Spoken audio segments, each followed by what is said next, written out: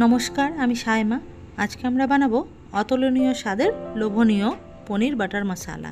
এই पनीर बाटार मसाला एकबार जे खाबे बार बार तार खेते मन चाइबे। ताहले चलुन देखे नेওয়া যাক কিভাবে বানাতে হয় पनीर बाटार मसाला। এর জন্য 500 গ্রাম পনিরকে আমি এখানে লম্বা লম্বা করে কেটে নিয়েছি। আপনাদের যেমন ইচ্ছা তেমন শেপের আপনারা কাটতে পারেন। এবার একটি মিক্সি জার নিয়ে এর মধ্যে 3টে বড় সাইজের পেঁয়াজ ডুমো করে কেটে রাখা দিয়ে দেব। আর দিয়ে দেব 4টে টমেটো ডুমো করে কেটে রাখা। এটি আমরা একটি পেস্ট বানিয়ে নেব। পেস্টটি আমার তৈরি হয়ে গিয়েছে। এবার এর মধ্যে দিয়ে দেব কাজু কিশমিশ। আপনারা একসঙ্গে দিয়ে পেস্ট বানিয়ে নেবেন, আমি স্কিপ করে গিয়েছিলাম। এবং আরও একবার মিক্সিতে চালিয়ে নেব। এবার গ্যাসে একটি কড়াই বসিয়ে তার মধ্যে দিয়ে দেব 100 গ্রাম মাখন। মাখনটি গলা অবধি অপেক্ষা করব। মাখনটি সম্পূর্ণ গলে গিয়েছে। এবার এর মধ্যে একে একে পনিরের টুকরোগুলো দিয়ে ভেজে তুলে নেব।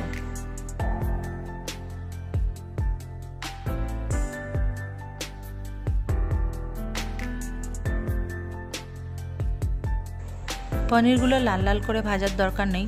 পনিরটা ভাজার কারণ হচ্ছে যাতে ওর মধ্যে বাটারের ফ্লেভারটা ভালোমতো অ্যাবজর্ব করে নেয়। সমস্ত পনিরের টুকরোগুলো ভেজে তুলে নিয়ে ওই একই বাটারের মধ্যে দিয়ে দেবো আমরা 1 টিস্পুন শাহি জিরা, 1 টেবিল স্পুন আদা রসুন বাটা। আদা রসুন বাটা এবং জিরা ভালো করে ভাজা ভাজা হয়ে গেলে এর মধ্যে দিয়ে দেবো বানিয়ে রাখা পেস্টটি।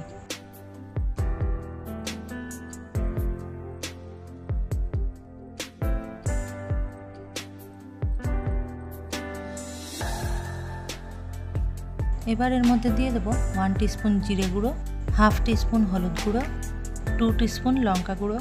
এই সবগুলো দিয়ে এরপর তেল ছাড়া ছাড়া হওয়া অবধি ভালো করে কষিয়ে নেব। মশলাটি ভালো করে কষানো হয়ে গিয়েছে। এবার এর মধ্যে দিয়ে দেবো একটি বড় চামচ টক দই এবং ফ্রেশ ক্রিম। এবং আবারও নাড়াচাড়া করে ফুটতে সময় দেবো যতক্ষণ না উপরে তেল উঠে আসছে। মশলাটি ভালো করে কষানো হয়ে গিয়েছে, আবারও তেল ছেড়ে দিয়েছে। এবার এর মধ্যে দিয়ে দেবো আমরা জল। জলটা খুব বেশি দিতে লাগবে না, যেমন পরিমাণ গ্রেভি রাখার প্রয়োজন ততটাই জল দেবেন। আবারও নাড়াচাড়া করে ফুটে উঠলে এর মধ্যে দিয়ে দেবো কেটে রাখা ধনেপাতা এবং পনিরের টুকরোগুলো দিয়ে 2 থেকে 3 মিনিট ফুটিয়ে নামিয়ে নিলেই তৈরি পনির বাটার মশলা।